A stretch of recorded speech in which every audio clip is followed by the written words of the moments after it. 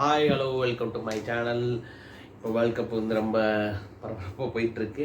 கிட்டத்தட்ட எல்லா இதுவுமே கன்ஃபார்ம் ஆகிட்டாங்க. D2 மட்டும் இன்னும் கன்ஃபார்ம் ஆகலை. D2 வந்து ஆக்சுவல் D2 வந்து ஸ்ரீலங்கா வந்து ஒரு எலிமினேட் ஆனதுனால அந்த D2 வந்து இதர் பங்களாதேஷ் ஃபில் பண்ண போகிறாங்களா இல்லை நெதர்லாண்ட்ஸ் ஃபில் பண்ண போகிறாங்களான்னு சொல்லி வெயிட் பண்ணி தான் பார்க்கணும். மோஸ்ட்லி எனக்கு தெரிஞ்சு 98% 99% பங்களாதேஷ் தான் வந்து அந்த ஸ்லாட்டை ஃபில் பண்ணுவாங்க. ஏன்னா நெதர்லாண்ட்ஸ்க்கு வந்து ஒரு ஸ்ரீலங்கா கூட ஒரு மேட்ச், ஸ்ரீலங்கா திடீர்னு ஒரு நல்லா விளாட்றதுக்கு சான்சஸ் இருக்குது. பட் பங்களாதேஷ்க்கு ஒரு நேபாள் கூட, நேபாள் சவுத் ஆஃப்ரிக்கா நல்லா விளாண்டாங்க. இருந்தாலும் பங்களாதேஷ்க்கு வந்து ஒரு ஹை சான்ஸ் இருக்கிறதா நான் பார்க்குறேன். அது எப்படின்னு நம்ம மேட்ச் போட தான் பார்க்கணும். ஓகே, இன்றைக்கி என்ன பார்க்க போகிறோம் அப்படின்னா வந்து இந்த வேர்ல்ட் கப்பில் இதுவரை நடந்ததுன்னா இன்னைக்கு பிஃபோர் பாகிஸ்தான் விசஸ் அயர்லாந்து மேட்ச்க்கு முன்னாடி வர டாப் 5 பேட்டிங் பர்ஃபார்மன்ஸஸ் யார் அப்படின்னு சொல்லி இந்த வீடியோவில் நம்ம பார்க்கலாம்.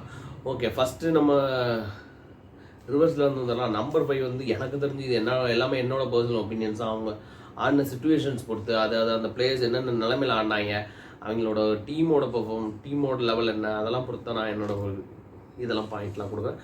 ஓகே, நம்பர் 5 வந்து Monank Patel 38 balls 50 runs versus Pakistan bowling lineup. அது வந்து ஒரு பெரிய விஷயம். ஏன்னா நம்ம ஆட்களே அவ்வளோ அடிக்கல. மொனக் பட்டேல் வந்து நல்லா சூப்பராக விளாண்டாரு. ஸோ அவங்களுக்கு அது ஒரு பெரிய பூஸ்ட். அந்த மொனக் பட்டேலில் ஒரு கம்போஸரான ஒரு இன்னிங்ஸ். நீங்கள் மேட்ச் பார்த்துருந்தேன்னு தெரியும். எனக்கு தெரிஞ்சு அவர் ஒரே ஒரு தடவை தான் பீட்டன் ஆனார். மற்ற எதுவுமே எட்ஜே அவர் கொடுக்கல. ஸோ சூப்பராக விளாண்டு கொடுத்தாரு அவங்களுக்கு. அவர் தான் அவங்க மேட்ச் வின் பண்ணுறதுக்கு ஒரு மெயினான ரீசனாகவே இருந்தார் மொனக் பட்டேல். இன்கேஸ் மொனக் பட்டேல் வந்து ஸ்டீவன் டெய்லர் போனதுக்கப்புறம் அவருமே பேர் தான் அது ஒரு பெரிய மேட்ச் ரன்னிங் பர்ஃபார்மன்ஸஸாக இருந்திருக்கும். So Monank Patel at number 5. Number 4 இல்லை டாப் 4 நம்பர் 4 யார் இருக்கா அப்படின்னு பார்த்தீங்கன்னா Rahmanullah Gurbaz versus New Zealand. 56 balls 80 runs. New Zealand ஒரு நல்ல பவுலிங் லைன். இப்போ சவுதி இருக்கார், ட்ரெண்ட் போல்ட் இருக்கார், ஸோ ஃபெர்குசன் இருக்கார், சாண்ட்னர் இருக்கார். இவங்கெல்லாம் எதிர்த்து அந்த குர்பாஸ் போட்ட ஒரு 56 balls 80 தான் வந்து அவங்களுக்கு ஒரு ப்ரெஷரே கொடுத்துச்சு ஃபஸ்ட்டு. ஸோ குர்பாஸோட அந்த இன்னிங்ஸ் ஒரு பெரிய ரோல் ப்ளே பண்ணுச்சு. சத்ரானுக்கோ இருக்கட்டும், இங்கிட்ட இவங்களாக இருக்கட்டும். So 56 balls 80 runs. அது ரஹ்மானுல்லா குர்பாஸ் தான் நம்பர் 4. ரஹ்மானுல்லா குர்பாஸ் அதே மாதிரி இந்த மேட்ச் இன்னொரு இன்னிங்ஸ் கூட ஆடிருக்காரு. 44 balls 76 runs வர்சஸ் உகாண்டான்னு நினைக்கிறேன்.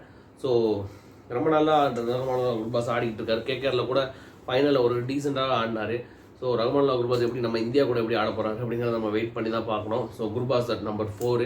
நம்பர் 3 இன்னிங்ஸு யார் கொடுக்கலாம்னா Stoinis versus Oman. 36 balls 67 runs. சூப்பரான இன்னிங்ஸு. அதுவும் இல்லாமல் ஸ்டோய்னிஸ் இருந்த கட்டத்தில் பார்த்தீங்கன்னா 50 runs 3 wickets போயிடுச்சு.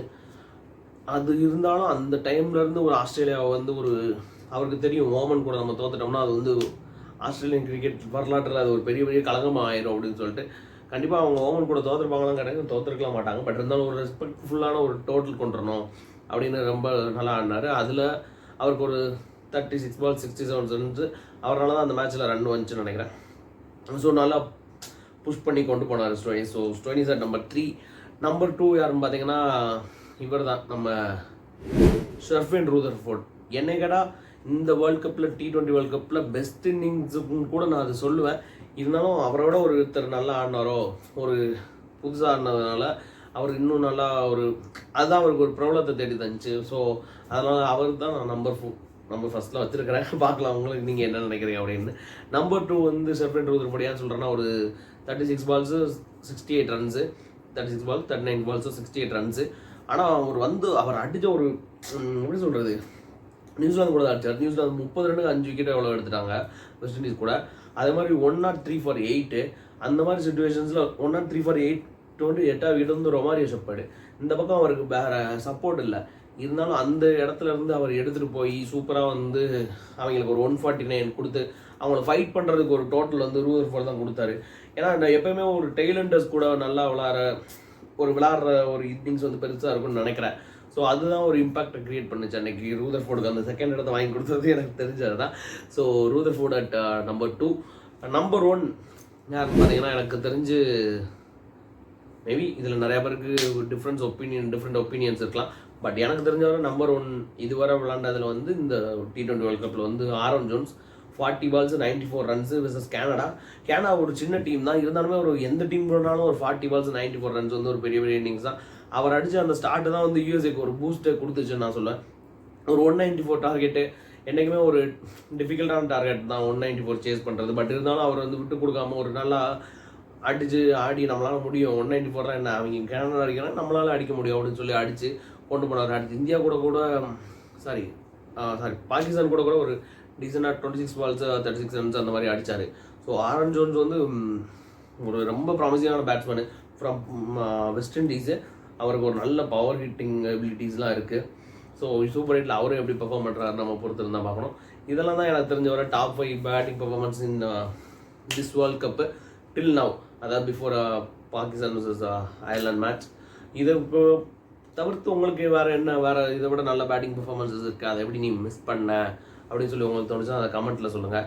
அப்புறம் வீடியோ பிடிச்சிருந்துச்சுன்னா லைக் பண்ணுங்கள், இந்த வீடியோ உங்கள் ஃப்ரெண்ட்ஸ்க்குலாம் கொஞ்சம் ஷேர் பண்ணி விடுங்க, அப்புறம் சப்ஸ்கிரைப் பண்ணிக்கோங்க. தேங்க்யூ.